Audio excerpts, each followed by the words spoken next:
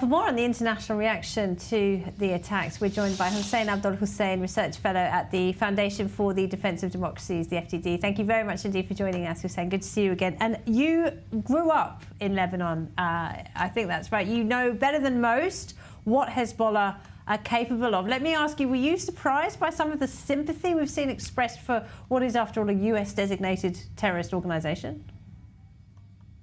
Well, I can't tell whether this sympathy is real. When you talk to people privately, they say different things. When they go on social media, they express sympathy. I think there has been outrage against Hezbollah for a long time.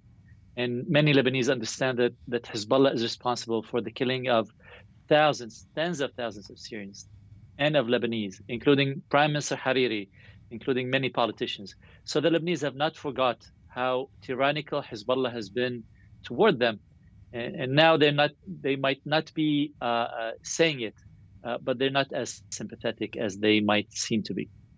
Nasrallah himself admitted it today. The group has suffered a major blow to its capabilities this week. It's also suffered a blow to its reputation, I think it's fair to say. But what happens now? How do these attacks affect the balance of power inside Lebanon? Well, they don't. Unfortunately, Hezbollah rules with fire and fury, and there's no space for other people to say anything. Now, notice, after 2 days of the attack, there's no president in Lebanon. The acting prime minister statement accounts for nothing, and so does the foreign minister. So everyone was waiting for Nasrallah to deliver his speech on TV as the ruler of Lebanon. And this is to say that nobody else counts in Lebanon, and the only word is with Nasrallah, and whoever disagrees gets punished. I think the Lebanese understand this. Lebanon is not a democracy, it's a tyranny, and people who live inside of Lebanon understand, and they're trying to just stay alive until things change. And how do you interpret his comments? Hussain, he's really doubling down today, isn't he? He's saying you will not be allowed to return your residents to the north of Israel. I mean, is he interested in an all-out war with Israel?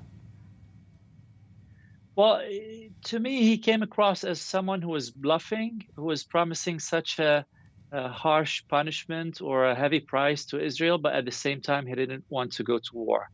But he probably thinks that if his words carry some heft with Israel, then maybe he'll hold Israel back. But I think he knows that, I mean, at least judging by the past 10 months, the Israeli performance, Israel has by far outperformed him militarily on the battlefront. He knows this.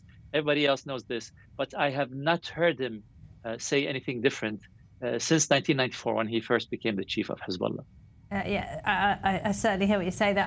What about what's being said in the wider Arab world then about what Israel managed to do here? Is there a sense that Israel is slowly restoring deterrence after the catastrophic failures on October 7th? Well, I'm not sure whether the Arabs are assessing things from an Israeli perspective. Let me tell you that to many Syrians and Lebanese and others, and even Iraqis, they were jubilant to see such a disaster befall Hezbollah. To these guys, these Hezbollah casualties were people who helped oppress them or even destroy their villages and cities and suppress their protests, whether in Baghdad or in Damascus or in Beirut. So there was a lot of happiness to see this happen. Of course, not all of them expressed it. But Israel showed that it's ahead of Hezbollah by a mile. These were surprises to Hezbollah itself. If you monitored inter-Hezbollah communication, you could see that they were reeling. I think they are still reeling. But of course, Nasrallah will never say. Hussain Abdul-Hussain at the FDD, thank you very much.